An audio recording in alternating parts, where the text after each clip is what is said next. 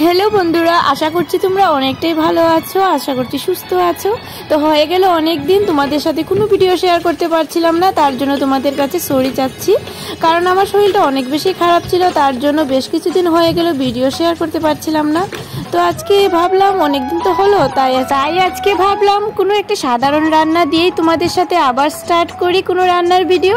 তো আজকে দেখো একটি সাধারণ রেসিপি আমি তোমাদের সাথে শেয়ার করছি, কিন্তু রেসিপিটা খেতে অনেকটাই বেশি ভালো লাগে। মিষ্টি লাউয়ের ডগা দিয়ে একটি নিরামিষভাবে এই রেসিপিটি আমি রান্না করে তোমাদের সাথে শেয়ার করছি, আশা করছি তোমাদের অনেকটাই ভালো লাগবে।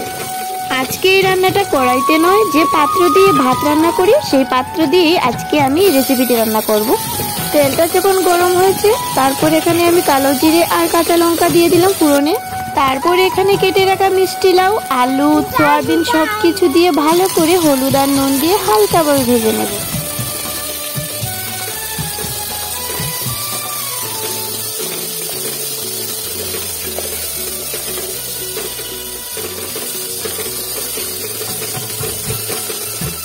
এবার যখন সবগুলো হালকাভাবে ভাজা হয়ে গেছে, এবার আমি আগে থেকে যে কেটে রেখেছিলাম লাউর ডগাগুলো, এইভাবে ভালো করে ধুয়ে রেখেছিলাম, এই সবগুলো এবার এর মধ্যে দিয়ে দিলাম।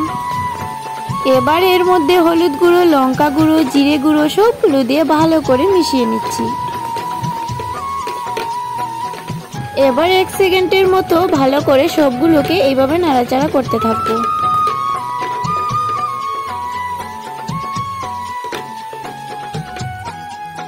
এবার জল দিয়ে 5 মিনিটের জন্য চাপা দিয়ে দিলাম।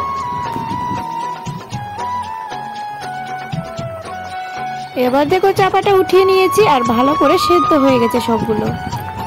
যারা আমার মতো ঝোল খেতে ভালোবাসো তারা কিন্তু এইভাবেই নামিয়ে নিতে পারো, আর যারা খুব একটু মাখো মাখো চাও তারা একটু ঝোলটা শুকিয়ে নিতে পারো।